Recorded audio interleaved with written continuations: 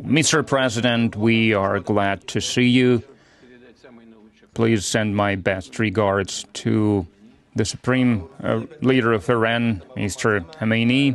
We know that everything that is done in the context of the Russian-Iranian relations is being done under his personal. Le pedimos que pasen nuestros mejores recuerdos al líder religioso de Irán, Khomeini. Nosotros sabemos que todo lo que está haciendo Irán en relaciones con Rusia se encuentra bajo su control personal. Líneas de cooperación entre nosotros y también firmaremos un acuerdo importante básico entre Rusia e Irán sobre la cooperación estratégica integral. Nosotros seguimos con nuestros proyectos de importancia, incluido el proyecto en el ámbito de la energía nuclear.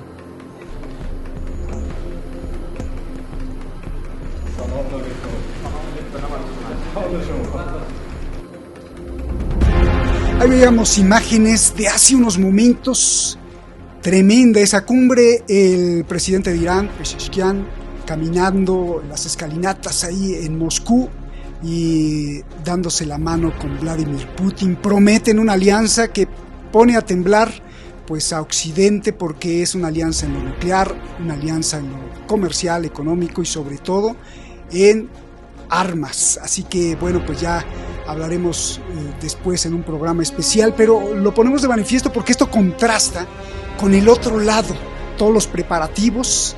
Miles de policías y soldados cuidarán la asunción de Donald Trump, que ya en unas horas veremos a Donald Trump y toda su banda tomar el poder de Estados Unidos, de la Casa Blanca, que ya para muchos ya lo tomó. Una toma de posesión, una inauguración extraña, diría yo, extraordinaria también, siniestra, rara, con intentos de asesinato, asume el presidente, y por eso algunos tienen mucho miedo, por eso es que hay tanta seguridad, porque viene de que lo han intentado asesinar. Basta ver la bala que le pasó a unos milímetros del cerebro. Y además es insólito porque China está enviando a su vicepresidente. El vicepresidente de China va a estar ahí de testigo, atestiguando la inauguración del presidente Donald Trump, algo nunca antes visto. Y además la banda de los megamillonarios, sí, que se están apropiando cada vez más del espacio. De hecho, ya entre ellos, como si fueran coches, se lanzan naves espaciales y cohetes para ver quién conquista primero el espacio. Ya no es entre países, sino entre los megamillonarios. Entonces, la pregunta al ver todo esto es: ¿viene un mundo sin ley? ¿O viene un mundo con una ley del dinero? ¿O cómo viene? Ya está aquí Javier Martínez. Comenzamos.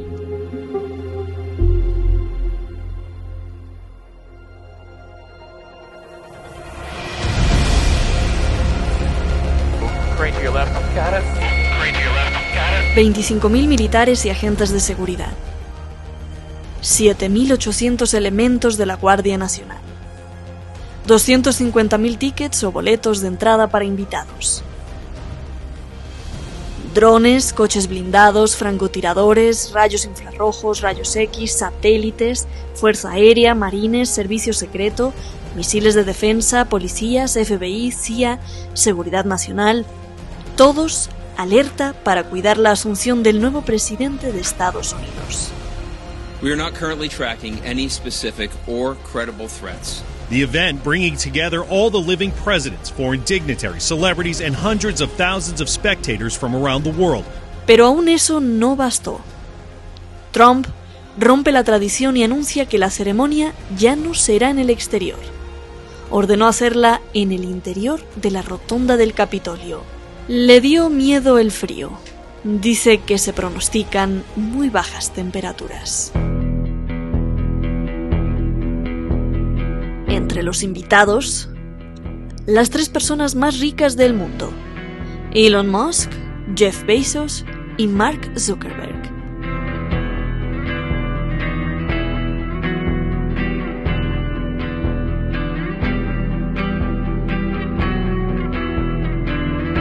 Y los dueños del universo digital del planeta. Se espera que llegue Xu Zhiqiu, CEO de TikTok, Sam Altman, CEO de OpenAI, Sundar Pichai, CEO de Google, Tim Cook, CEO de Apple, y Dara Khosrowshahi, CEO de Uber. Y la gran sorpresa. Extraordinary diplomatic moves by Chinese President Xi Jinping. A phone call Friday with Xi and President-elect Donald Trump. I have a very good relationship with President Xi. We have been communicating with each other. China envía a su vicepresidente Han Zheng.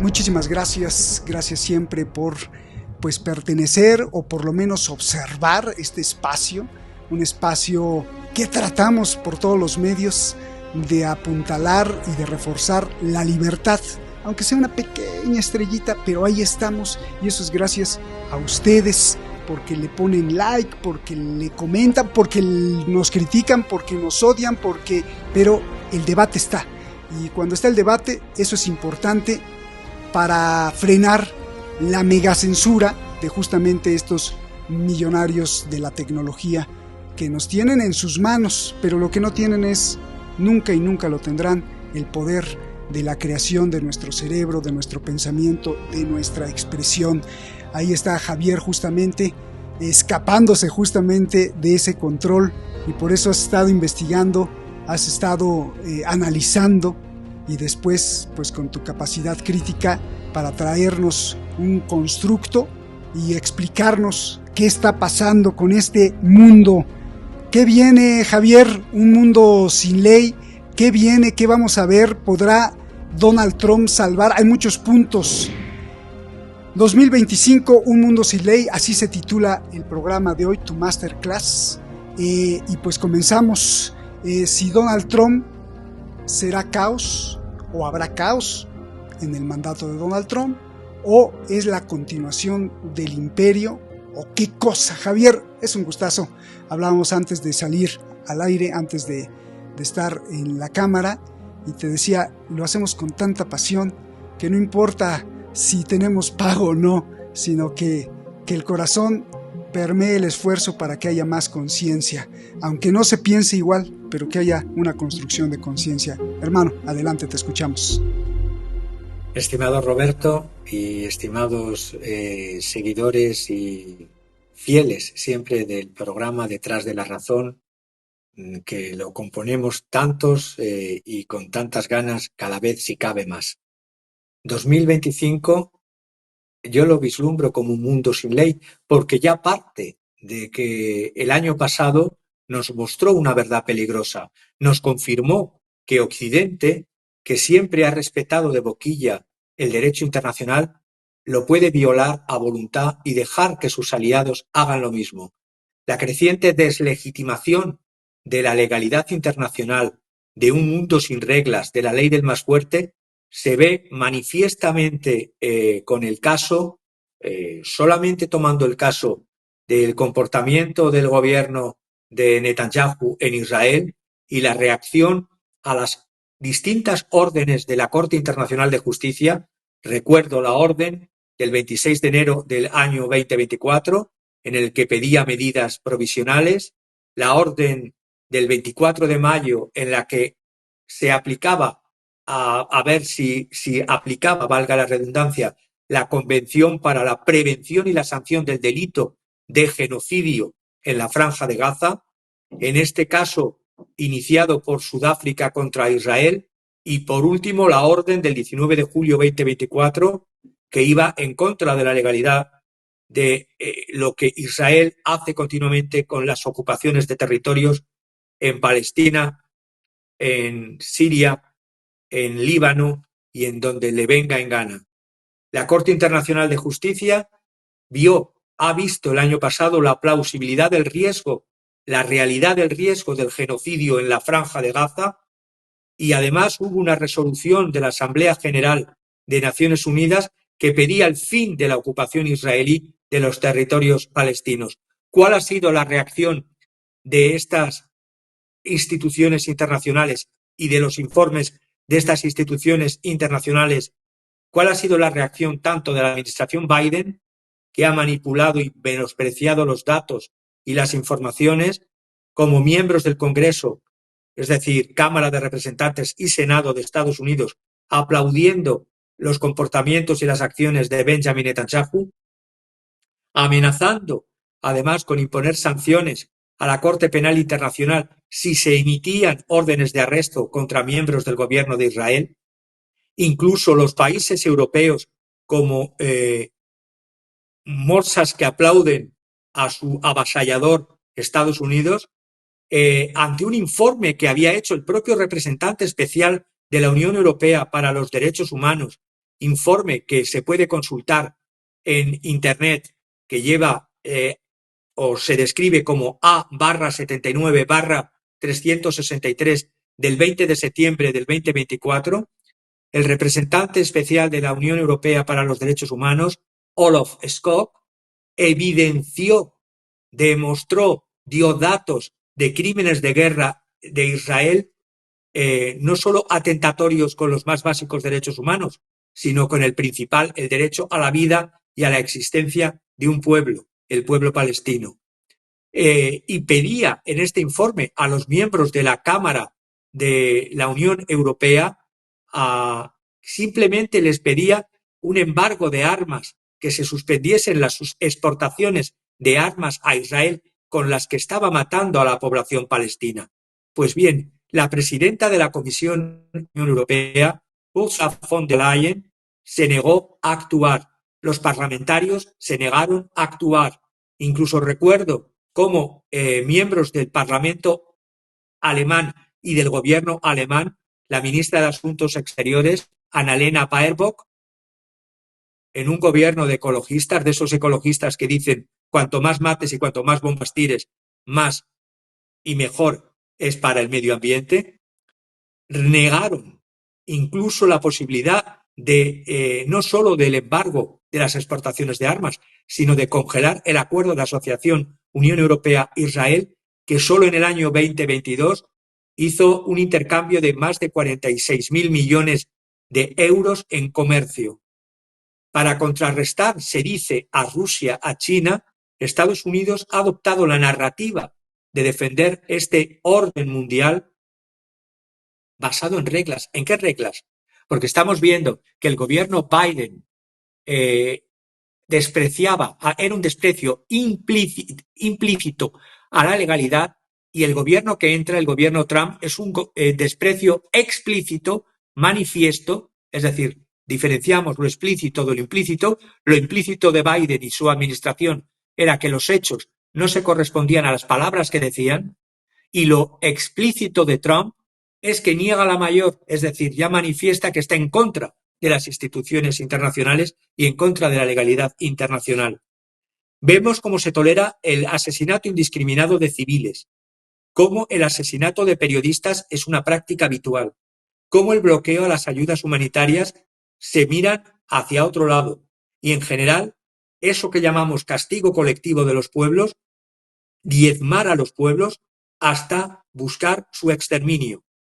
Y eso se hace no solo con guerras, sino también se hace con sanciones extraterritoriales estadounidenses. Las sanciones durante años a Cuba, Irán, Venezuela, independientemente de sus regímenes políticos, van directamente en contra del bienestar y de la salud del pueblo iraní, del pueblo cubano y del pueblo venezolano. Y eso sin necesidad de intervenciones militares para ser víctimas las poblaciones y las economías de esos países ser destruidas y las poblaciones empobrecidas. En este conflicto que no para y que me diréis, es que ahora ha habido un cese el fuego, un alto el fuego en la franja de Gaza para recomenzar o violar nuevamente a voluntad por parte de Israel cuando se le venga en gana. Y este es el ejemplo que se quiere dar al sur global. Este es el orden basado en reglas.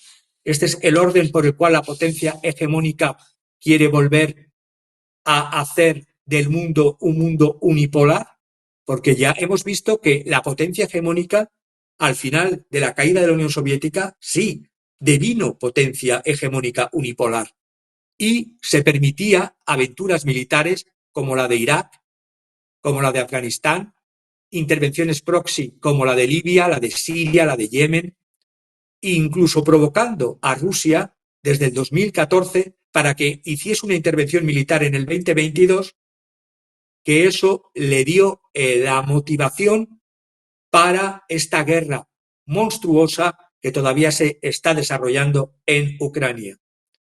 El ascenso de China se busca contrarrestar con imposición de aranceles, desacoplamiento, luego veremos la eficacia o no de eso, limitaciones a la exportación de tecnologías avanzadas y cerco militar en el Pacífico.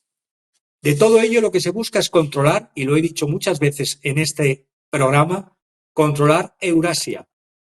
Es una teoría muy vieja de los antiguos geoestrategas. Estoy pensando en Alfred Mahan, que hablaba de la influencia del poder marítimo en la historia de 1660 a 1783, o de Halford Mackinder con su teoría del headland o del área pivote, que va desde el río Volga hasta el río Yangtze, desde el Himalaya hasta el océano Ártico.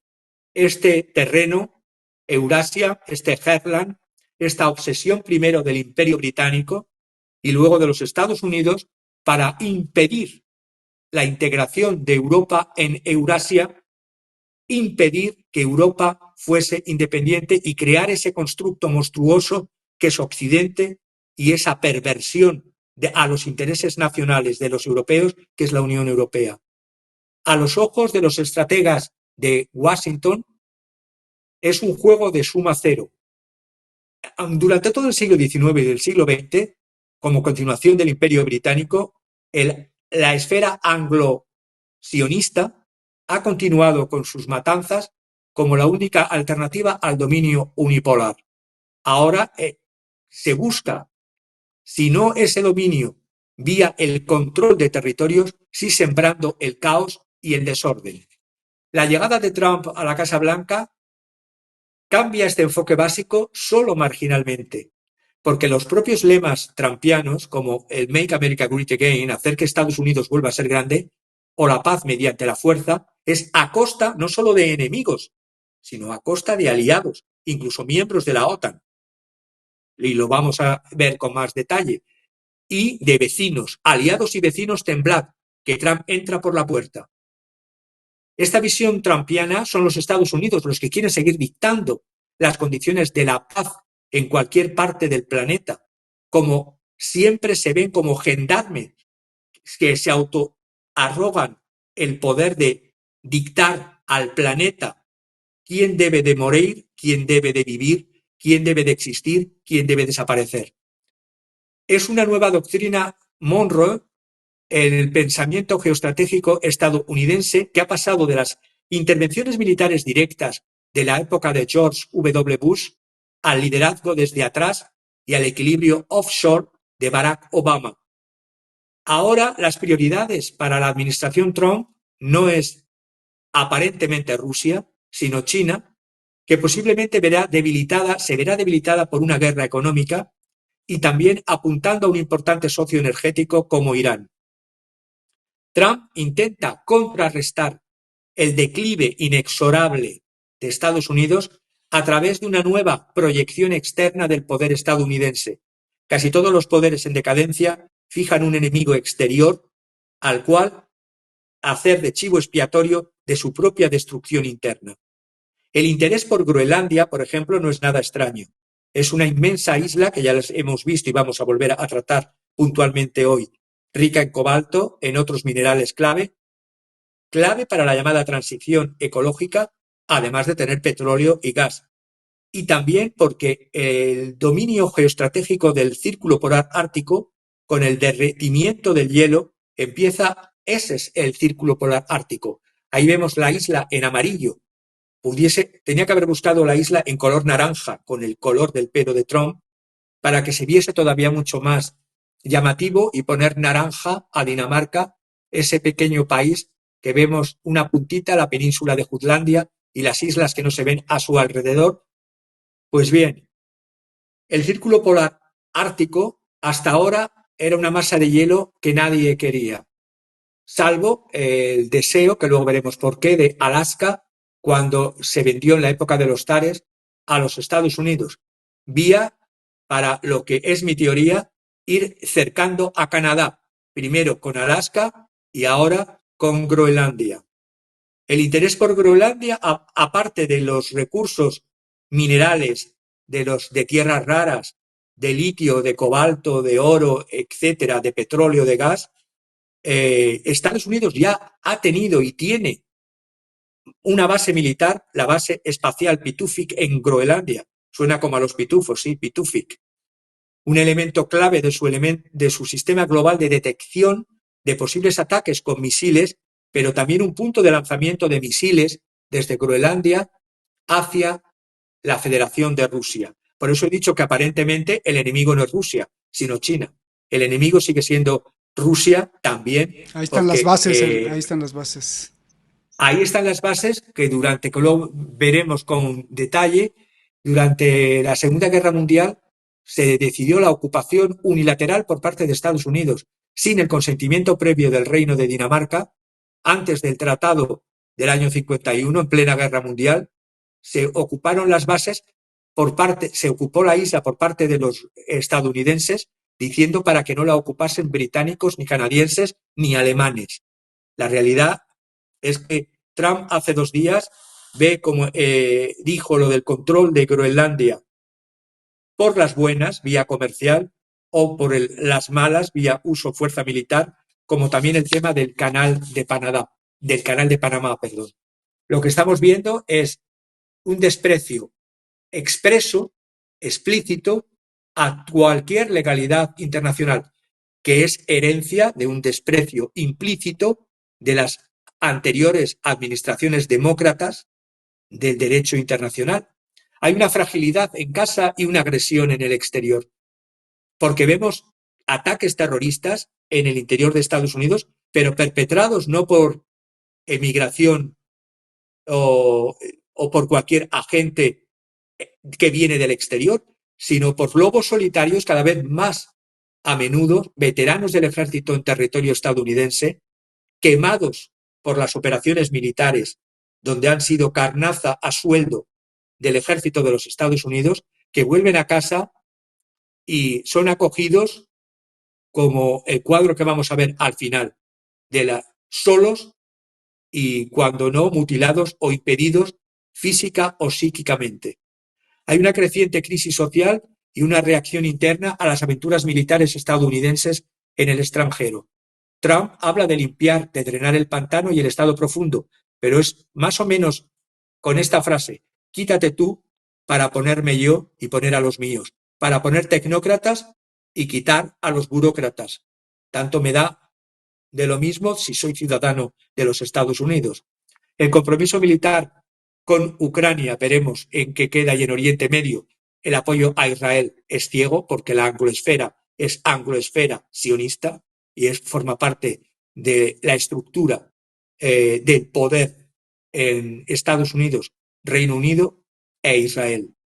A pesar de los enormes beneficios que ha acumulado con la guerra en Ucrania Estados Unidos, es incapaz de producir acorde a las necesidades de los compromisos militares estadounidenses, o esa es la excusa perfecta, porque vemos que para la operación militar en Ucrania, con el despilfarro de la administración Biden, el apoyo a Israel con el despilfarro de la administración Biden, y vemos el mantenimiento de las extensas bases norteamericanas en el planeta y los ataques del grupo yemení Houthi contra el tráfico marítimo en el Mar Rojo, ha hecho que la industria de guerra en Estados Unidos está puesta a prueba duramente.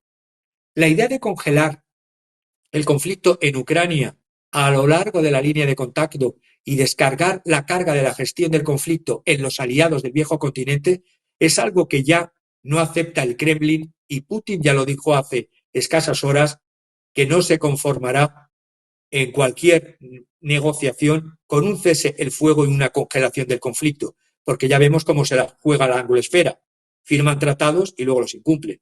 Es decir, Minsk 1, Minsk 2, y podría estar todo el programa diciendo todos los tratados incumplidos por parte de la angloesfera. El lejano oeste es hoy día el Medio Oriente, es el Far West, es el poder de las bandas de asesinos contra la población. Ese es el modelo que estamos viendo. El debilitamiento de las llamadas ejes de resistencia, que vemos el debilitamiento de Hezbollah en el Líbano, el colapso del régimen del presidente Bashar al-Assad en Siria, ahora ocupado y aplaudido por terroristas que antes ponían bombas en determinadas partes de Occidente, en España sin ir más lejos, los atentados de Atocha. Hoy día esos terroristas han devenido chicos buenos y son aplaudidos por las morsas aplaudientes de los gobernantes de Occidente y, por supuesto, por Estados Unidos. Las milicias iraquíes han acordado suspender todas las acciones contra Israel. El gobierno de Bagdad teme las posibles imposiciones de sanciones por parte de Washington y las restricciones al acceso de fondos que están depositados en la Reserva Federal de los Estados Unidos. Siria ya vemos que es un país fallido, y ya expliqué en otro programa la evolución posible que va a tener Siria como país desmembrado o como país fallido.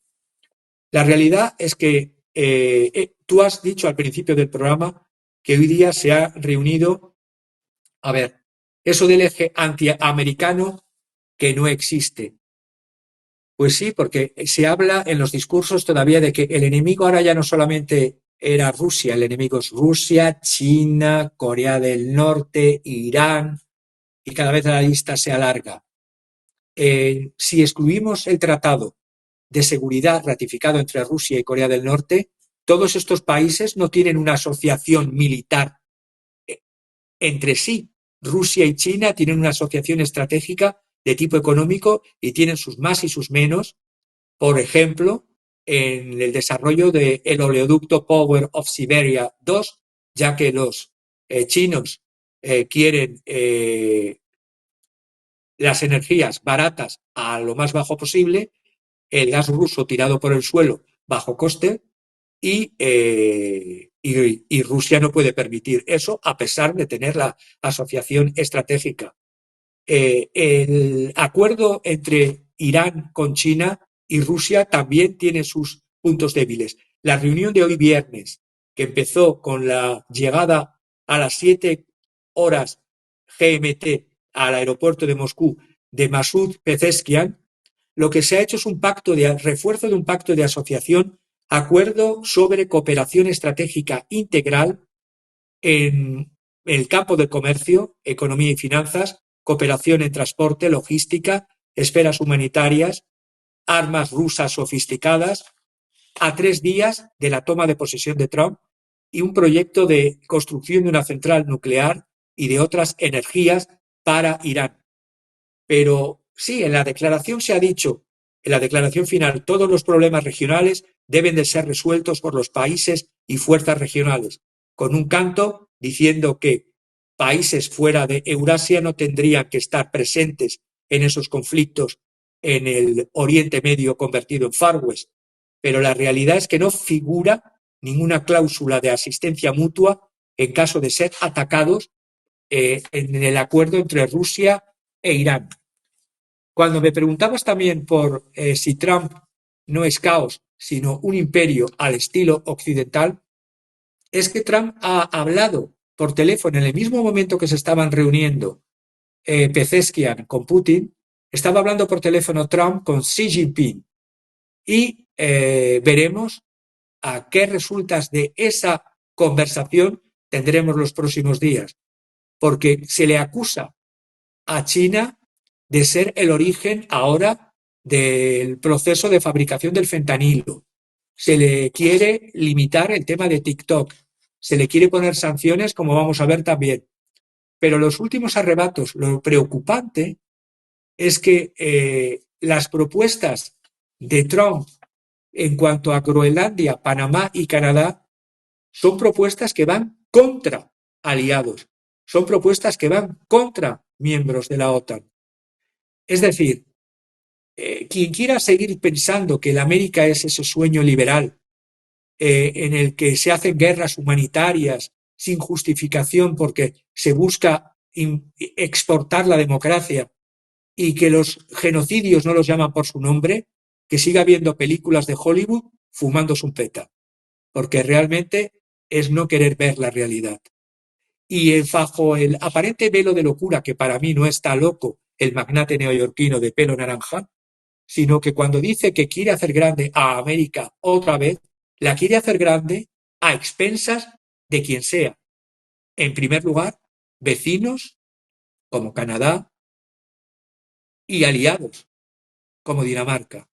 El gobierno danés guardó silencio porque cuando en la Segunda Guerra Mundial, algo desconocido es que Estados Unidos ya ocupó Groenlandia durante la Segunda Guerra Mundial sin que lo permitiese o lo hablase previamente con el gobierno en el exilio, porque Dinamarca estaba entonces ocupada por las fuerzas nazis. Luego vemos un excurso histórico rápido. La realidad es que ocupó en ese primer momento Estados Unidos la isla más grande del mundo, después de Australia, si consideramos a Australia una isla, si la consideramos un subcontinente, entonces sería la isla más grande del planeta, Groenlandia. Después de la caída de la Unión Soviética se instalaron, antes se habían instalado, además, después de la Segunda Guerra Mundial, se tuvieron hasta 50 bases que las podemos poner en un gráfico en Groenlandia, los Estados Unidos. Hubo casi todas estaciones de observación por radar, excepto la más grande que estaba en el norte, la de Thule, que ahora tiene otro nombre. Si nos vamos hacia el norte de la isla, justamente ahí está Thule, que tiene otro nombre ahora en idioma inuit. Y vemos señaladas en rojo cada una de las 50 bases militares que los Estados Unidos establecieron en 1951 tras un acuerdo, entonces ya con acuerdo, con el Reino de Dinamarca. Pero recordemos lo que estoy diciendo aquí.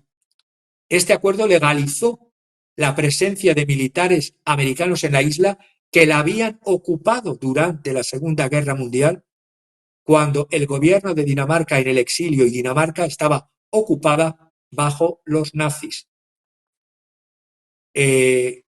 la realidad de todo ello es que se buscan muchas cosas.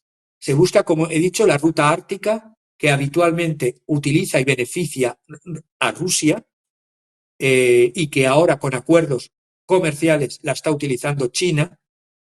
Y los chinos han firmado algunos contratos de investigación y de explotación en los últimos 20 años con el Reino de Dinamarca en Groenlandia, y se busca por razones comerciales y por razones estratégicas también, porque ya no solamente lo comercial y en cuanto a peso de los recursos minerales, oro y tierras raras, sino también la estrategia de poder controlar las rutas del enemigo comercial China y poder dirigir los misiles contra el enemigo militar, la Federación Rusa.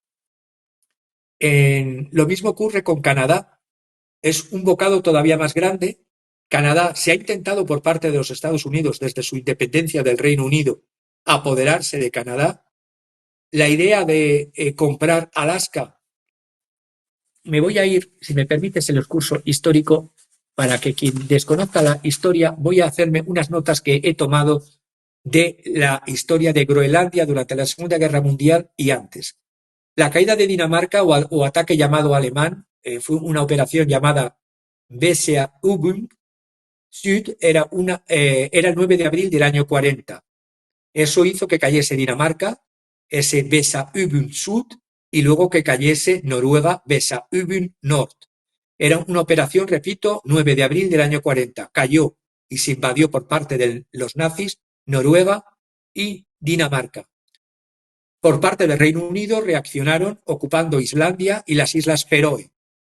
Y por parte de Estados Unidos, viendo la ocupación británica de Islandia y las Islas Feroe, violando la neutralidad de Dinamarca, tanto los nazis como los británicos, como los norteamericanos, ocuparon los norteamericanos Groenlandia. Todo esto en el año 40, en el año 1940. En el año 51, lo que he dicho es un tratado que impone Estados Unidos al Reino de Dinamarca para establecer 50 bases en un territorio donde ya estaban presentes con una base.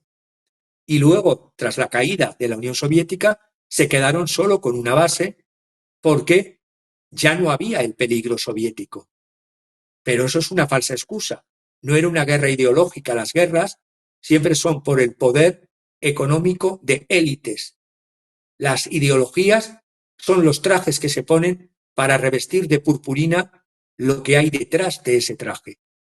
Entre el año 41 y 45, Estados Unidos estableció numerosas y extensas instalaciones, 50, para radiobalizas, estaciones de radio, estaciones meteorológicas, puertos, depósitos de artillería, estaciones de búsqueda y rescate.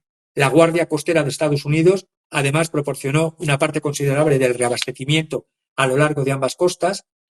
La declaración de Estados Unidos anterior del año 1920, que he estado viendo historia, tampoco consideraba a ninguna nación tercera al continente americano como soberanos en Groenlandia. Era la doctrina Monroe, que consideraba que nadie europeo tenía que tener posesiones en territorio de Estados Unidos. La realidad es que la posición de Groenlandia en la historia es una colonización que viene de muy, muy, muy lejos, porque Groenlandia, que viene de Grönland, tierra verde, Grön, es un término que tiene que ver con dos significados. Gren, de green, de verde, en groenlandés grön y en danés grön, es un término de isla verde, por una parte porque hace siglos, y voy a explicar por qué, la isla era verde, no era de hielo, y también una publicidad para atraer en la época de los vikingos a asentamientos, que hubo primero asentamientos de vikingos sobre población inuit. Pensamos que fue hacia el año 900 el navegante noruego vikingo Gunnbjörn Ulfsson, que en la década, mejor dicho, del 980 después de Cristo, hubo asentamientos vikingos en Groenlandia procedentes de Islandia, y luego Erik el Rojo, el continuador, fue exiliado desde la isla de Islandia por haber cometido un asesinato a Groenlandia e hizo una serie de granjas y de explotación, porque Groenlandia en aquel entonces y cuando se estudia la historia y se estudia el clima, se ven también los mitos de mucho ecologismo político. En aquel entonces, desde el año 800 hasta el año 1300 después de Cristo, toda la región del Atlántico Norte gozaba de un clima extraordinariamente caluroso y la isla era infinitamente más verde de lo que podemos imaginar. No estaba cubierta de hielo. El hielo vino después, a partir del 1300 después de Cristo, en lo que se llama la pequeña edad de hielo o pequeña glaciación que sufrió todo Europa y el Atlántico Norte, y entonces no había industrias, entonces no había contaminación por industrias, por barcos, por coches, por aviones. Repito, la pequeña glaciación, la edad de hielo, comenzó en el siglo XIV y llegó hasta mediados del siglo XIX. Tuvo picos de frío tremendos, como el 1650, 1770 y 1850. ¿Qué quiero decir con ello? Que fue ocupada por vikingos procedentes de los países nórdicos, Suecia, Noruega y Dinamarca, y fue un dominio de la corona nórdica de Noruega y Dinamarca, que estaban unidas bajo el mismo cetro hasta el año 1905, en el que Noruega obtuvo la independencia de Dinamarca, pero la soberanía sobre la isla de Groenlandia siguió desde ese mítico año 900 hasta el año actual. Por lo tanto, nunca ha habido una presencia que no fuese una mezcla de inuits, que los inuits, los nativos, suelen estar en torno a unos 18.000, 17.000, 19.000, en una isla de más de no sé cuántos kilómetros cuadrados ahora, pero más grande que el territorio mexicano actual. Y tiene habitantes más o menos en torno a la capital de la isla, Nuuk, que se llama Nuuk porque fue una creación de un misionero noruego en el año 1721, cuando se retomó la colonización de la isla que se había abandonado con la glaciación que hizo que los vikingos desapareciesen y la población nórdica desapareciese de la isla y solo sobreviviesen la mezcla de inuits y de inuits con vikingos. Algunas familias inuit, además, procedentes de Canadá, fueron a emigrar a la isla a partir de los años 50 con un acuerdo entre el Reino de Dinamarca y Canadá. Lo que sí saben los inuit es que la presencia militar norteamericana, que ahora la venden como un libertador y como un favorecedor de beneficios económicos, que se lo digan a los pobladores inuit de Alaska, que los que no están drogados están sumidos en la bebida, querida así como muchos pueblos aborígenes por los Estados Unidos de América, pero es que en el año 68 hubo un accidente nuclear de un bombardero B-52 que llevaba 4 bombas de hidrógeno que se estrelló contra la base de Estados Unidos en Groenlandia y que hubo un escape de grandes cantidades de plutonio. ¿Qué quieren hacer ahora con la compra de la isla? ¿Convertirla en un experimento nuclear contra la Federación Rusa, aparte de explotar los recursos? ¿No tienen el antecedente del 21 de enero de 1968 de ese accidente nuclear, cuando simplemente tenían entonces una sola base de las 50 bases de los Estados Unidos de América en Groenlandia? Ahí vemos el mapa de las distintas bases. ¿Qué quiere actualmente Trump? Quiere cercar a Canadá por Alaska y por Groenlandia.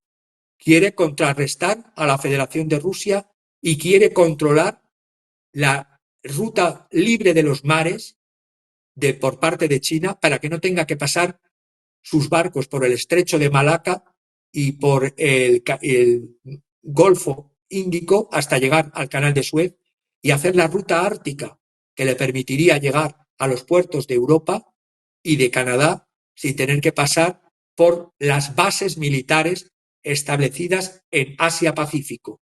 Ese es el interés. Es un interés militar, es un interés comercial, es un interés de control de rivales económicos y rivales nucleares, pero no hay ningún interés por el pueblo inuit, sino el mismo interés que obtuvieron las familias inuit, que fueron obligadas por Dinamarca bajo presión de las bases americanas a dejar sus casas para ampliar las bases donde los americanos estaban extendiéndolas. O, repito, el accidente del 21 de enero del 68, que transformó a muchas especies animales en monstruos genéticos y produjo cánceres que todavía están sufriendo descendientes de los supervivientes de esta catástrofe que hubo en Groenlandia. Se ve muy difícil, Javier, se ve muy difícil que Groenlandia, o sea, se ve muy difícil que Groenlandia o que Dinamarca se nieguen a aceptar el dulce que les van a ofrecer, porque con lo que nos explicas, Groenlandia es un grandísimo tesoro para los Estados Unidos, o más bien, porque ni para el pueblo estadounidense, sino para la élite del dinero. Significa, o sea, se le ve un símbolo así gigante de dólar o de riqueza, ya no importa si es dólar o Bitcoin o lo que sea, pero no solo de riqueza de dinero, sino también de riqueza de poder por el control, no solo de los recursos, sino por el control geoestratégico y militar, que esto es muy importante lo que nos explicas. Y para darnos una idea de qué tamaño es Groenlandia, Groenlandia es un poquito más grande que México, que Arabia Saudí, un poquito más chico que el Congo, o sea, es una isla, imagínense una isla más grande que México casi tiene 2 millones de kilómetros cuadrados, Groenlandia supera los 2 millones de kilómetros cuadrados, entonces, pues tienes ahí todo un país, ¿no? Un país, además, sin habitantes prácticamente, pues para que te lo apropies. Y todo esto nos lleva a preguntarte, ¿qué quieres decir con el siguiente punto, que es Trumpnomics? ¿A qué te refieres con Trumpnomics? O si esta visión o esta perspectiva que explicas da origen a una teoría o a una hipótesis que se puede denominar Trumpnomics. Adelante, Javier. Solo precisar, ya tengo el dato que lo he buscado del tamaño de la isla. Como bien has dicho tú, es un poco más grande que México. Estamos hablando de 2.175.600 kilómetros cuadrados. México no llega a los 2 millones. Y de habitantes, a fecha de hoy, 59.000 habitantes en un tamaño más grande que México. Imagínate, es un pueblecito chiquitito de México para toda la isla. Bueno, un pueblecito, pero que casi nada, porque casi no hay pueblos de 50.000, ¿no? Lo que me preguntabas de las Trumponomics o Trumponomics es en el ámbito económico está la idea de qué va a ser esta economía de este Trump 2.0, si va a ser lo mismo que el Trump 1.0. Por lo pronto ya se ha desdicho de cosas que antes decía, pero es muy propio de Trump. Por ejemplo, 6 meses después de dejar el cargo, en el año 2021, denunció, y ahí están los medios de prensa para verlo e Internet, en el año 21, Trump denunciaba el Bitcoin como una estafa, otra moneda que compite contra el dólar, y reveló que quería ser la moneda del mundo. Pero ¿qué pasa con Trump? Un par de años antes había señalado que el cripto era el reino plagado de crimen basado en el aire. Pero en julio del 2024 me voy a una reunión en Nashville, en Tennessee, una reunión de Bitcoin, y allí halagó a los asistentes como individuos de alto coeficiente intelectual y a la moneda, el Bitcoin, como un milagro de la humanidad. Es verdad que buscaba fondos para la campaña y prometió que se dispararía como nunca, incluso más allá de sus expectativas.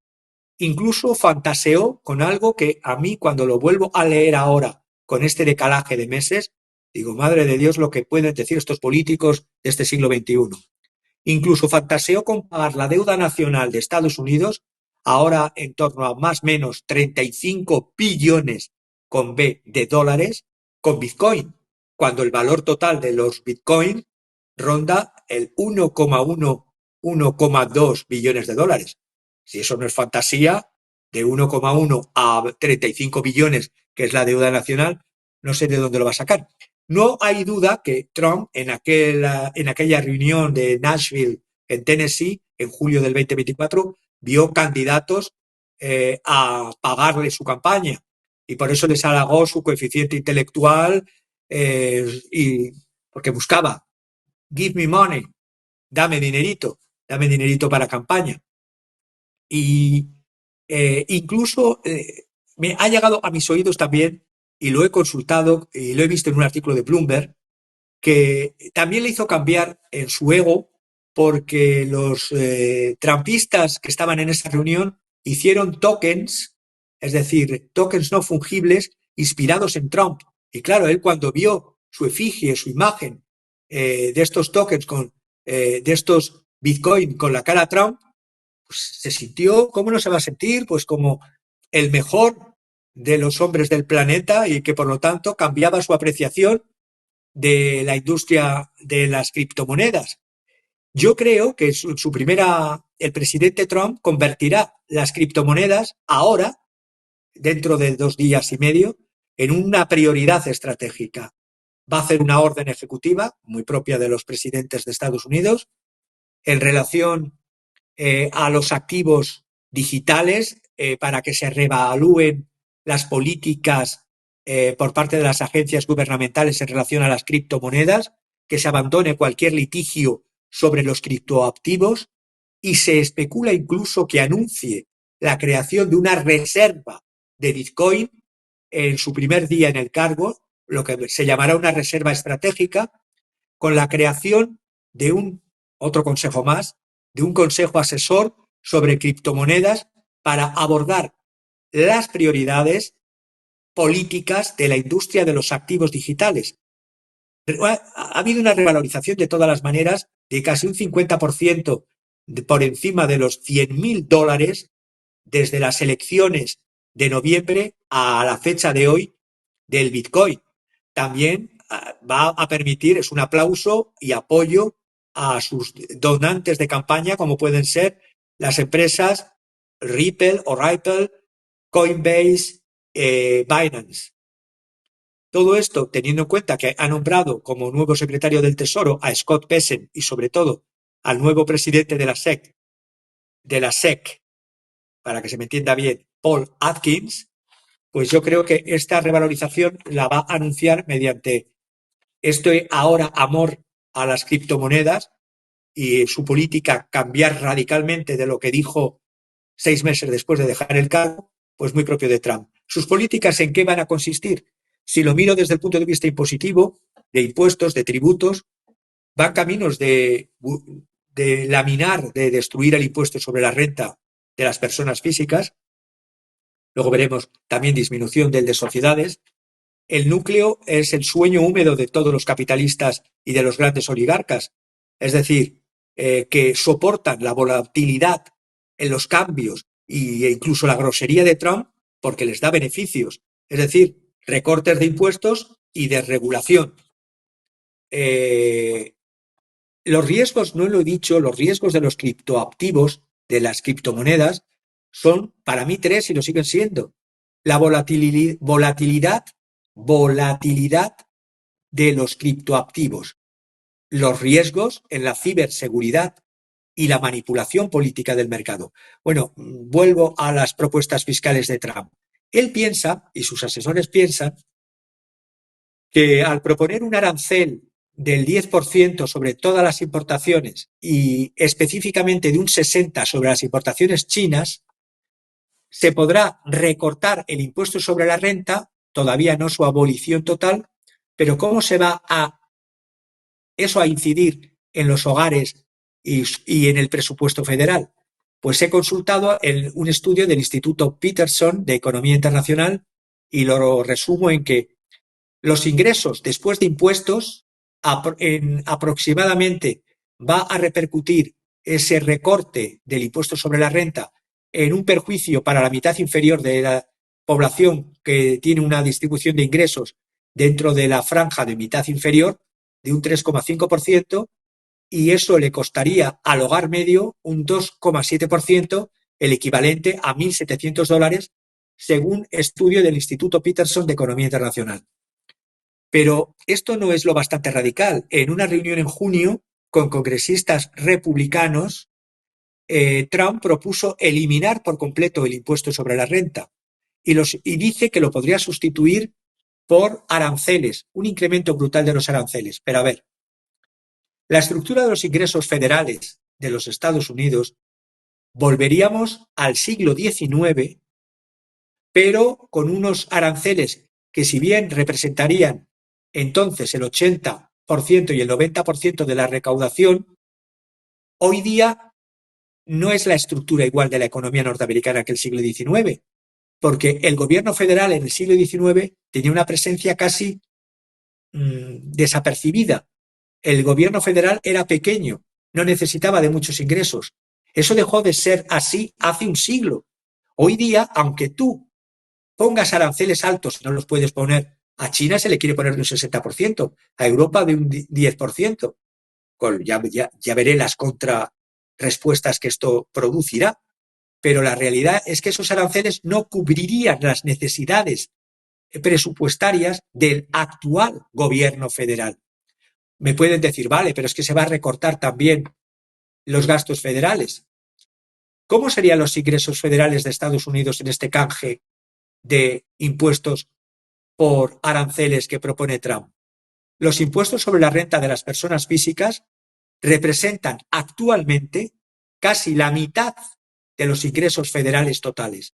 Los impuestos de sociedades que quiere recortar Trump también representan solo un 9%, es decir, quienes más pagan para los ingresos federales es el impuesto sobre la renta de las personas físicas. Las sociedades representan un 9%. Los derechos de aduana, que técnicamente son diferentes a los aranceles, representan al menos solo un 2% de los ingresos federales. ¿Cómo hacer un cambio cargándose lo que más contribuye a los ingresos federales, que es el impuesto de las personas físicas, y disminuyendo lo que representa solo un 9% ahora, que es el impuesto de sociedades, disminuyéndolo todavía más? Gravar el 60% de las importaciones chinas y el 10% de las del resto del mundo ni siquiera se acercaría a poder reemplazar los ingresos actuales del presupuesto federal. Una simulación sugiere que el paquete de medidas de Trump, si es así, produciría ingresos equivalentes a lo que es el 28%, a lo sumo el 30% de lo que se recauda actualmente mediante impuestos. Esto reduciría los ingresos federales en un tercio y duplicaría el déficit. Si hay menos ingresos y no recortas el gasto como hasta ahora, el déficit aumenta. Es una cuestión de economía. En las simulaciones de ingresos que ha hecho el Instituto Peterson, y que resumo, supone que las importaciones además se mantendrían sin cambios, cosa que no es así, porque si aumentas los aranceles, la consecuencia de las políticas de decisión de cada familia, de cada ciudadano, en las consecuencias distributivas, en un cambio de un impuesto progresivo sobre la renta a un impuesto que yo llamo regresivo sobre el consumo, cuestan más la cesta de la compra, pues los aranceles, al menos en parte, son un impuesto regresivo sobre el consumo. La simulación que ha hecho el Instituto Peterson, además, concluye que reduciría un 9% los ingresos de la quinta parte más pobre de la población, reduciría un 5% los de la quinta parte intermedia y añadiría, en cambio, un 14% de riqueza a los ingresos del 1% más rico. Ese es el plan tributario regresivo de Trump si lo lleva a cabo. En cuanto a los aranceles, ya hemos visto la historia de Trump y de los aranceles en el Trump 1.0, en el Trump de la primera presidencia. Impuso aranceles a las importaciones de acero, de aluminio de la mayoría de los países en marzo del 2018 y de las importaciones de China en 4 etapas, entre el 2018 y el 2019. Impuso duros aranceles a los paneles solares, a las lavadoras, a los electrodomésticos, los aranceles a los metales fueron recibidos en un primer momento con alegría por las empresas siderúrgicas de Estados Unidos, pero el resultado final no fue ni el esperado. El empleo y la producción en esos rubros no prosperaron. En particular, las medidas contra China provocaron además represalias contra las exportaciones agrícolas de Estados Unidos y lo perdieron en ventas los agricultores de Estados Unidos. No es evidente quién paga estas tasas, estos aranceles. Los trumpianos, los seguidores de Trump, dicen que lo pagan las empresas y los países exportadores, pero es falso, no solo lo pagan las empresas y los países exportadores, lo pagan los compradores de bienes importados en Estados Unidos, lo paga la ciudadanía norteamericana también. Porque, y voy resumiendo y terminando este documento que he resumido, el documento de trabajo del año 2020 de la Oficina Nacional de Investigación Económica concluye que los aranceles siguen siendo soportados casi en su totalidad por las empresas y los consumidores estadounidenses.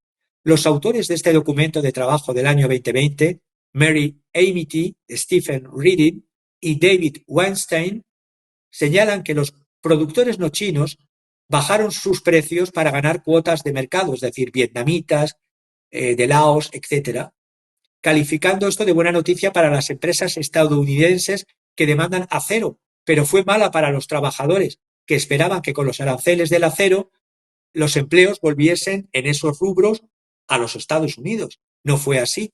La producción de acero en Estados Unidos, en esa primera presidencia Trump, solo aumentó un 2% anual entre el tercer trimestre del 2017 y el tercer trimestre del 2019, a pesar de los aranceles del acero del 25%. Mark Sandy, economista jefe de Moody's Analytics, estimó en el 2019, son datos, no es propaganda, son datos y además probados históricos. Los aranceles habían costado a Estados Unidos 88.000 millones de dólares y 340.000 empleos. Y ahora la administración Trump, que entonces estaba liderada por el economista Lawrence Alan Larry Kudlow, que era el director del Consejo Económico Nacional de Estados Unidos del 2018 al 2021, ahora sustituido por Kevin Hassett en este nueva NEC, en esta nueva Consejo Económico Nacional, va a seguir la misma política de Kevin Kudlow, porque la política de Kevin Kudlow y de muchos de estos economistas pro-oligarcas creen en esa ficción del supply side economics. ¿Qué es eso del supply side economics? Es que la reducción de los impuestos va directamente en incremento de la inversión en negocios. En la época de Trump, muchos de los derivados de ganancias de esta rebaja de impuestos fue a especular en bolsa y a operaciones bursátiles, no fue a creación de empresas y por ende de empleos. La respuesta de China además fue brutal. En un artículo de Bloomberg de diciembre del 2019, que he vuelto a consultar para ver los daños colaterales, por ejemplo, en una empresa norteamericana, Northwest Hardwoods, un exportador de madera, sufrió un descenso en sus pedidos de un 40% como consecuencia de las represalias de China. La empresa tuvo que cerrar plantas, tuvo que despedir trabajadores y los agricultores se vieron especialmente afectados. Un año después de que Trump abriera el frente agrícola de la guerra comercial, la American Farm Bureau Federation, es decir, los granjeros de Estados Unidos, vieron que perdían un mercado de 24.000 millones de dólares con China. Los aranceles no lograron equilibrar el comercio con China ni estimular el empleo. Desde el 2016 hasta el 2019, justo antes de la pandemia, las importaciones estadounidenses de China cayeron un 3%, pero las exportaciones americanas de Estados Unidos cayeron un 8%. Y aunque el aumento de los precios de las importaciones de China desalentó modestamente las ventas, desplazó la demanda a otros exportadores, como he dicho, Vietnam, por ejemplo. Por lo tanto, desde principios del 2017 hasta el 2019, las exportaciones reales aumentaron un 4,8%, las importaciones reales aumentaron esas las exportaciones, las importaciones reales aumentaron un 5,3% y el déficit comercial aumentó un 7,6%. Por lo tanto, ¿vamos a repetir el mismo modelo del Trump 1.0? ¿Se va a volver a la misma historia y a los mismos resultados? En marzo del 2018, el mes en que se anunciaron los aranceles, el sector del acero y del hierro representaba en la economía y en el empleo total, mejor dicho, en el empleo total de Estados Unidos, el 0,06%. En febrero del 2020, esta cifra era del 0,06%. Es decir, no aumentó para nada la empleabilidad, la creación de empleo en sectores del llamado territorio del óxido, sí, del territorio de donde proviene G.D. Vance. Es decir, no hubo aumento del empleo en puestos en empresas del hierro y del acero. Entre marzo y lo mismo con el tema del aluminio. Los aranceles tampoco estimularon la producción nacional. Entre marzo del 2018 y diciembre del 2019, la producción de acero cayó un 6,1% y la de aluminio el 3,7%.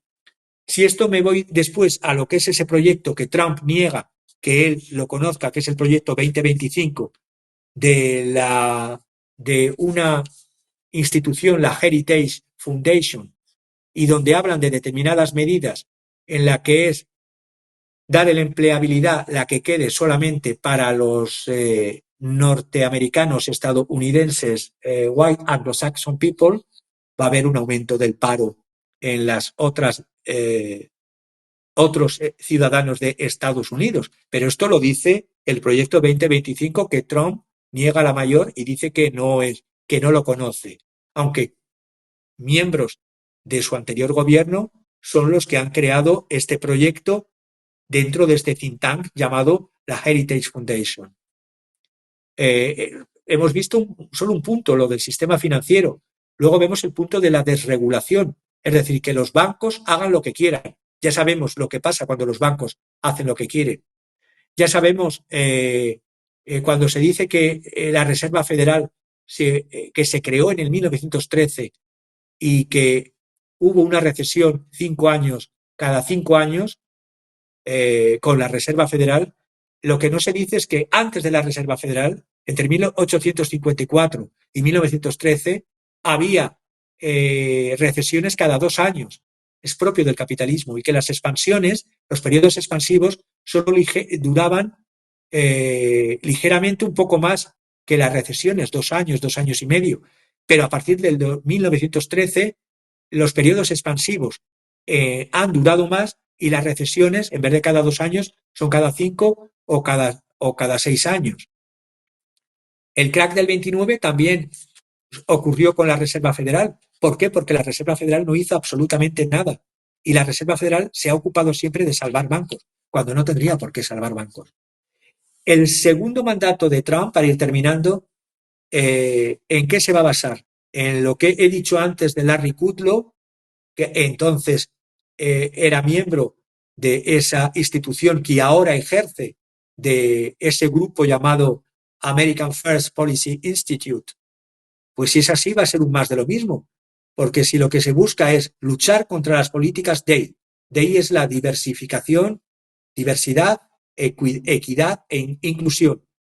Si contra las políticas climáticas, vale, pero si eso significa que los recortes de impuestos de 2017 agregaron casi 2 billones al déficit, vamos a ver si las posturas populistas de G.D. Vance, que procede además de la zona de las zonas más deprimidas industriales, industria del acero, del hierro y del aluminio de los Estados Unidos, sí, aunque un vicepresidente no tiene el papel realmente que puede tener y que tendrá Trump como presidente. El currículum de Trump también es propio de rotación. El mayor gobierno que ha tenido rotación de sus miembros en la historia ha sido el gobierno de Trump 1.0. Hubo una rotación durante su mandato de políticos que entraban y salían al poco tiempo, de 7 veces mayor que la de Biden, 5 veces mayor que la media de Ronald Reagan y hasta la de Barack Obama.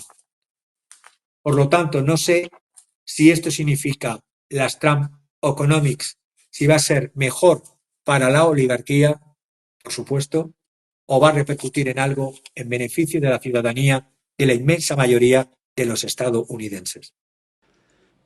Muy bien, Javier. Pues bueno, creo que nos has explicado toda la estructura, todo el andamiaje de cómo va a salvar Trump no a Estados Unidos, sino a la oligarquía. Nos queda clarísimo. Y esto, pues también nos queda preguntar si esta oligarquía, si estas grandes corporaciones también como BlackRock podrían salvar a lo que fuera la máxima potencia, todos unidos, pero ya no están unidos, sino es la desunión europea. Por ejemplo, BlackRock podría salvar a la Unión Europea, ya para ir concluyendo y después nos vamos a la obra. Javier, por favor. Pues para ir concluyendo rápido unas pinceladas sobre la situación de BlackRock, cómo tiene controlada en todos los principales países de la Unión Europea, por no decir en todos, las principales empresas de todos los sectores, pero vemos que la economía, empezando por la alemana, conoce su más grave recesión desde la Segunda Guerra Mundial. Francia anuncia medidas de austeridad severas y alzas de impuestos. Reino Unido, el primer ministro socialdemócrata Keir Starmer pone sus esperanzas, luego lo digo en una pincelada, sobre sobre BlackRock para salvar la economía británica. Aquí, como la economía europea está bastante destrozada, porque así lo han querido sus líderes, con esa otanización de la economía. Estoy pensando en el presidente del Comité Militar de la OTAN, el vicealmirante neerlandés Rob Bauer, que ya le he comentado en algunos programas, diciendo que los europeos deben de apretarse el cinturón si quieren salvar a Ucrania. O Mark Rutte hace unos días, que dice que no basta con un 2% del PIB en gasto militar de cada Estado-nación europeo, sino que tiene que aumentar del 3 o incluso hasta el 8% durante 15 años, y que Rusia, China, Norcorea y Irán son los enemigos, y si hay que recortar, que los europeos se recorten en sanidad, pensiones y educación. Y lo dicen miembros no elegidos por ningún europeo. Tanto el vicealmirante de la OTAN, presidente del Consejo Militar, como el secretario general de la OTAN. Y lo dicen en foros de la Unión Europea y lo aplauden los miembros de la Unión Europea y lo ejecutan los presidentes votados de los distintos estados nacionales de la Unión Europea, que nadie les ha votado para que hagan eso. Es decir, la guerra en Ucrania cada vez ha afectado y afecta más a la economía europea. Los sectores automovilísticos, químicos y construcción mecánica, que eran los pilares de la economía alemana, ya se ha hecho el reparto, ya eso van para China y Estados Unidos, y en cambio Europa se queda bailando con la más fea. La industria alemana sufre, por lo tanto, costes energéticos elevados por las sanciones contra Rusia, por el sabotaje del gasoducto Nord Stream, es decir, Ucrania ataca intereses alemanes y no pasa nada. Ucrania ataca el Turk Stream, que es el otro gasoducto que va por Turquía, y no pasa nada. Y vemos cómo en Alemania Volkswagen va a despedir a decenas de miles de trabajadores, ThyssenKrupp más o menos 11.000, BASF 2.500, Bosch 3.500, Ford 2.900, Miele 1.300, Bayer 1.500 y ZF, otro proveedor de la industria alemana del automóvil, en torno a 14.000. Es decir, paro en Alemania. Por eso vemos que si el motor de la Unión Europea está en recesión ya desde hace 2 años, pero inevitable ya, Francia con una crisis en la cual los tipos de interés de la deuda que tiene que pagar de la deuda que tiene Francia, un déficit presupuestario de más del 6%, es más un escenario de cómo era Grecia en la crisis del 2007-2008, con la deuda y con el déficit, y que iba a anunciar para sufrimiento de la población francesa cortes presupuestarios drásticos y alzas de impuestos. Y a todo esto vemos que Ucrania es como la bola, la cadena, el grillete puesto en torno al cuello de los europeos, porque Trump se lava las manos y dice que quien inició el desastre, que lo pague. Y en los países de la Unión Europea y la Comisión Europea, no solo con una ayuda de 118 1.000 millones de euros a Kiev, sino otros 74.000 millones de euros de compromiso en los próximos años, mientras que la población le exigen que se autoliquiden a sí mismos. Para terminar, diría, los posibles aumentos que he comentado antes de los derechos de aduana y tasas por parte de Estados Unidos va a perjudicar todavía más a las empresas europeas. Y la fuga de capitales de Europa hacia los Estados Unidos es un hecho ya también. Si lo unimos a la amenaza manifiesta de tasar las importaciones Trump de un 100% sobre todos los bienes que provengan de países que colaboran en la nueva moneda de los BRICS, pues estamos viendo cómo la vasalla Europa está construyendo un ciudadanicidio sobre la población europea con esos miembros colaboracionistas de potencias extranjeras que son los presidentes de los Estados-nación de Europa y que son, por supuesto, los burócratas de la Comisión Europea y de la OTAN. Vemos cómo Chequia, Polonia, Hungría, Serbia anticipan y compran masivamente oro, que incluso piden retirar reservas que tenían en Londres. Pero esto me hace pensar una cosa. Si están pidiendo retirar el oro de Londres, ¿cuán de fiable es ese miedo que dicen a que les invada Rusia? Porque si Rusia fuese el coco que te va a invadir, no pides traer el oro a tu territorio, sino que lo dejarías en Londres. Vemos que es todo una pura pantalla de manipulación para que las poblaciones sufran lo que hacen sus oligarquías. Y que, para terminar, que el Partido Laborista pida a BlackRock, que ya que tiene participaciones en empresas británicas como British Airways, Rolls-Royce y AstraZeneca, que salve la economía del Reino Unido, y lo dice un socialista, por supuesto, un socialista que ha trabajado dentro de BlackRock como el futuro, si es que llega a ser presidente de Alemania Nuevo, Friedrich Merz, también ha trabajado para esta empresa estadounidense. Pues dramático, ¿no? Dramático para los pueblos europeos, dramático para ese proyecto que se empezó aparentemente humilde y solidario de una comunidad en donde todos son iguales en la comunidad europea hace pues muchas décadas.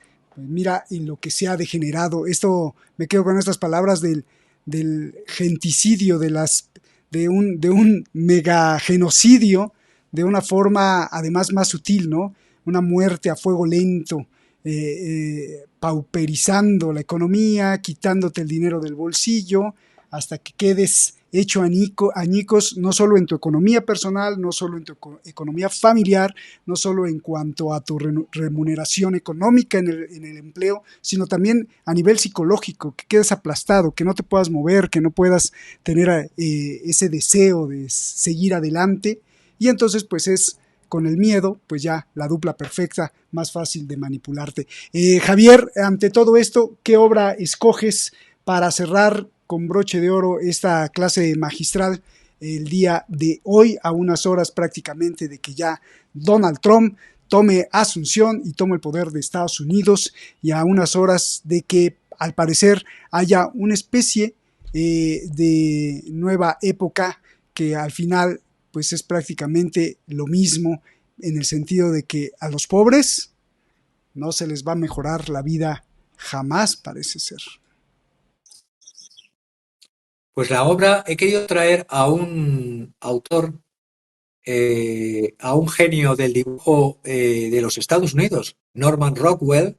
Nació en Nueva York en 1894 y falleció en Massachusetts en 1978, y porque se le ha denominado como el narrador de los Estados Unidos.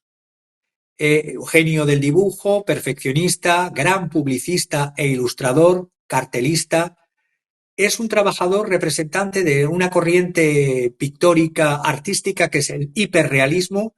Fue muy amado en Estados Unidos por ese sentido patriótico que tuvo, no solamente cuando se alistó en la Marina de la Primera Guerra Mundial y no daba el peso, sino que fue artista militar, le permitieron que se alistase, pero puso su arte al servicio de la propaganda de Estados Unidos, participando desde, ya digo, desde la Primera Guerra Mundial.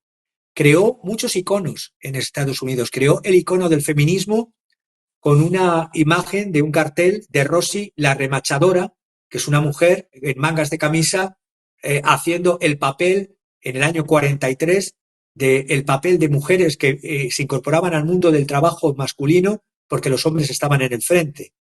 Apoyó también el movimiento de los derechos civiles en los años 60, creó el mosaico, o mejor dicho, el mosaico que está en las Naciones Unidas en Nueva York, ese mosaico está inspirado o reelaborado de sus ilustraciones.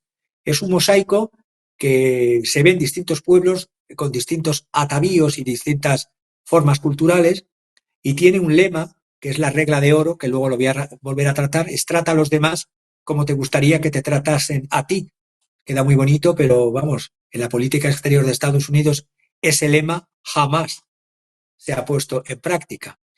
Hizo cientos de portadas para la revista The Saturday Evening Post, ingresó a los 14 años en la Escuela de Arte de Nueva York, 2 años después, en 1910, la abandonó para ingresar en la Academia Nacional de Diseño, en 1912 ingresó como alumno en la Art Students League, muy involucrado también con los exploradores Scouts, con los Boy Scouts of America, es muy perfeccionista en el dibujo, pero la academia y sobre todo la progresía le desprecia y le tacha con un adjetivo despectivo que es rockwellesco, es decir, porque va a favor de un estilo de vida americano tradicional, idealizado, sentimental, romántico, y le consideran un pintor burgués, algo quiche, superficial en sus creaciones. Pues bien, el cuadro que yo he querido traer rompe, a mi parecer, con esta imagen de este American Way of Life, de esta maravilla que él quería propagar. Porque el cuadro donde vemos no he logrado saber cuál es el título y ni sé en qué museo está, y eso que he estado toda la semana investigando. Si logro dar con él, os lo diré la próxima semana. Yo lo he buscado como A Man Alone with a Dog, hombre solitario con su perro. Pero ahí lo que yo veo es se asemeja a la representación exacta del individualismo de los Estados Unidos y de la ideología que quieren expandir y extender todavía más. El individuo solo en una mesa de comedor, en el Día de Acción de Gracias, donde ha puesto platos para otros, amigos o familia, pero no viene nadie. El único que está presente es el perro fiel sentado en una silla. Y esta soledad de este norteamericano medio es la soledad, el abandono de tantos norteamericanos, tantos estadounidenses que viven postrados en las calles, que viven ignorados por su propio gobierno, que pierden sus casas en incendios y que no es suficiente el Estado federal de los Estados Unidos de apagar incendios como el de Los Ángeles, pero incendia otros lugares del mundo y da armas y municiones y medios para que otros incendien y destruyan partes del mundo. Entonces, ese no hagas a los demás lo que no quieras que los demás te hicieran a ti, es tan antiguo como Confucio. Es un lema que ya está, y lo he consultado en mi libro de Confucio, el Analectas, en el epígrafe 1523, Confucio, que vivió en el 551 antes de Cristo, decía: no hagas a los demás lo que no quieras que los demás te hagan a ti o te hicieran a ti. Esta regla de oro también la utilizó un emperador romano, un emperador que provenía de África, de Tripolitania, de Libia, porque el Imperio Romano era un imperio que permitía emperadores que fuesen de fuera de Roma, emperadores africanos, emperadores hispanos, emperadores galos, emperadores británicos, emperadores germanos, emperadores sirios, como era el emperador romano Alejandro Severo, que venía de África. Y este emperador, esta regla de oro, la puso en latín en el año 145-211 después de Cristo. Fijaos lo que había pasado desde Confucio en distintas latitudes del planeta, en distintas culturas, en distintos momentos. Todos los seres vivos del planeta, todos los seres de bien, han buscado este lema, tanto en la antigua Babilonia, en China, en Egipto, en Persia, en Roma, en Grecia, en la India, en todas las religiones del libro y en otras muchas más. Siempre se ha buscado esta reciprocidad, que, ojo, reciprocidad no es igual a amor, no hay que confundirlo, pero al menos es el respeto hacia el otro, de no hacer a los demás lo que no quieras que los demás te hagan a ti. Y quería traer este cuadro justamente porque se ve el American Way of Life en la soledad del hogar, del que todavía tiene un hogar, porque ahí estamos viendo las imágenes de quienes lo han perdido. Por cierto, se ha descubierto que muchas de las pérdidas de grandes fincas en Los Ángeles eran de ucranianos, de oligarcas ucranianos. Debe ser que con los fondos que iban para Ucrania por parte de Estados Unidos y se detraían de los contribuyentes estadounidenses, o por parte de la Unión Europea y se detraían de los contribuyentes de la Unión Europea, era para comprar fincas que luego, por eso que llamamos paradojas de la historia, esos incendiarios terminan con sus casas incendiadas. También muchas víctimas y mucho desolación en un país donde se habla de libertad y democracia y no son capaces de apagar un incendio y de atender a las víctimas de catástrofes naturales o provocadas. Qué imágenes, ¿no? Qué imágenes, Javier, qué imágenes, sobre todo entre las llamas del poder que veíamos ahí. Y digo del poder porque el poder con su corrupción hace justamente eso, que no haya prevención y que te importe un bledo, un comino, la vida de los demás, comparada con este pavito que está ahí servido, que hay recurso todavía, que hay copa de vino, que hay aceite de oliva, pero que solo estás solo. Gracias, Javier, un abrazo gigante, nos estamos viendo para la próxima, y si me permites utilizar varias palabras que utilizaste para despedir el programa y decirle a la gente, a ti que nos ves en cualquier parte del mundo, muchas gracias, y que las llamas del egoísmo no apaguen tu sed de dignidad. Al ver las imágenes que nos trajo Javier y al ver las imágenes que nos trajo el incendio en Los Ángeles, sobre todo cuando lo comparamos con la Franja de Gaza, porque los impuestos de esos magnates y de la gente también normal que se le incendió su casa sirvieron para llevar armas a Israel, para destrozar e incendiar las casas de los palestinos. No estoy hablando de karma, estoy hablando de las dimensiones del sufrimiento humano. Repito, que las llamas del egoísmo no apaguen tu sed de dignidad. Javier, hermano, un abrazo gigante, nos vemos hasta la próxima y gracias por estar aquí, gracias también a ti que nos ves en cualquier parte del mundo por estar aquí, nos vemos. Buenas noches.